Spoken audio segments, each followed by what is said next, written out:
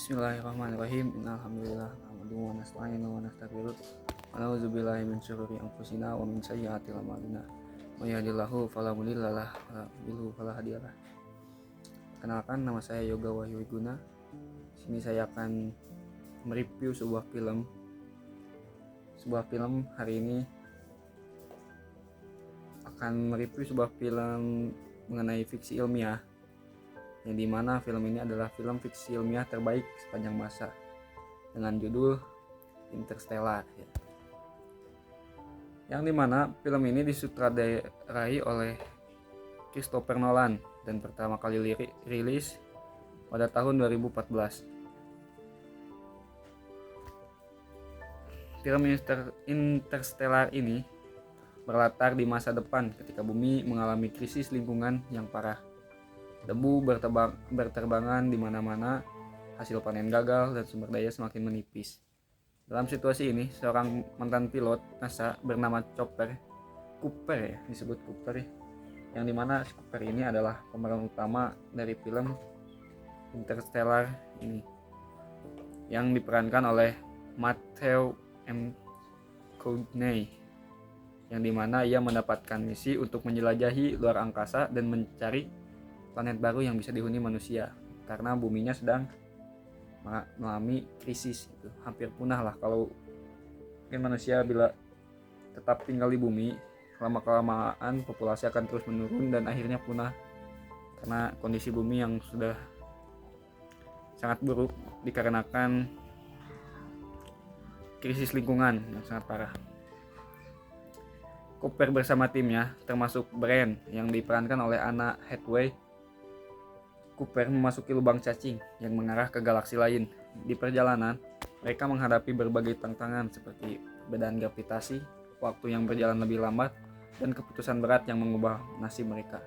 Namun yang paling menyentuh dari film ini yaitu adalah hubungan Cooper dengan putrinya, Murph, yang menjadi inti emosional dari ceritanya. Interstellar ini bukan hanya sekedar film tentang luar angkasa, bukan hanya sekedar menjelajahi angkasa gitu dan sebagainya yang ada di luar sana. Film ini membahas banyak tema mendalam, seperti yang pertama tentang relativitas waktu. Ini adalah salah satu konsep paling mind-blowing di film ini, adalah bagaimana gravitasi dapat mempengaruhi waktu. Di dalam filmnya, saat Murph dan rekan-rekannya di luar angkasa 1 jam gitu di sana, itu sama dengan 7 tahun di bumi.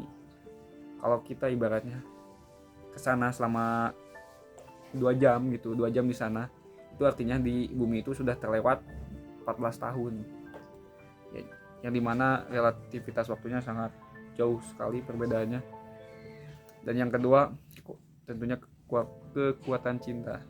Film ini menunjukkan bahwa cinta juga bukan hanya perasaan, tetapi juga kekuatan yang bisa melampaui ruang dan waktu. Ini terlihat dari hubungan Cooper dan Murph, ayah dan anak yang tetap terhubung meskipun terpisah di dimensi yang berbeda gitu. Walaupun berbeda waktunya yang sangat jauh. Yang ketiga, keberanian dan pengorbanan. Cooper ini harus menghadapi pilihan sulit. Dia harus meninggalkan keluarganya demi menyelamatkan umat manusia. Pengorbanannya menjadi salah satu bagian paling emosional dalam film ini. Dari tema kita lanjut ke visual dan musik. Dari segi visual, Interstellar benar-benar luar biasa. Nolan bekerja sama dengan ilmuwan fisika teoritis Kip Thorne untuk memastikan gambaran lubang hitam dan lubang cacing seakurat mungkin. Bahkan efek visual gargantua si lubang hitam itu menjadi referensi bagi para ilmuwan di NASA. Ditambah lagi soundtrack dari Hans Zimmer yang epik dan penuh emosi membuat pengalaman menonton semakin terasa mendalam. Menurut pendapat saya, Interstellar itu film yang bagus lah gitu.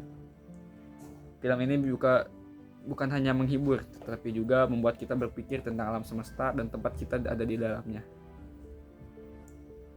Dan ingat akan kebesaran Allah juga ya, karena seisi alam semesta ini Allah yang ciptakan gitu. Dengan keberagamannya yang mungkin yang hanya kita tahu itu hanya sedikit gitu, dari luar angkasa yang begitu luasnya. Ditambah lagi gitu, acting dari sang pemeran utama Cooper yang diperankan oleh MC Koonaghay yang sangat benar-benar luar biasa, terutama di adegan saat dia menangis melihat pesan dari Mook, yang dimana adegan ini adalah adegan yang biasa tampil di meme-meme sedih orang sedang menangis menonton TV, yang cukup ikonik juga. Dan tetapi tentu saja film ini juga cukup kompleks ya, terutama bagi yang belum terbiasa dengan konsep ilmiah seperti relativitas waktu. Namun justru itulah yang membuat film ini menarik dan layak ditonton berkali-kali. Dan memang alurnya cukup rumit untuk film ini. Ya, secara kesimpulan, apakah Interstellar layak untuk ditonton? Jawabannya tentu saja iya. Kalau kamu suka film fiksi ilmiah dengan cerita yang emosional dan penuh filosofi, ini adalah film yang wajib kamu tonton. Ya, mungkin sekian review film ya sederhana dari saya, dari Yoga Wahyu Wiguna, saya kelas 11 manajemen perkantoran 1. Mungkin sekian. Wabillahi taufiq wal hidayah. Wassalamualaikum warahmatullahi wabarakatuh.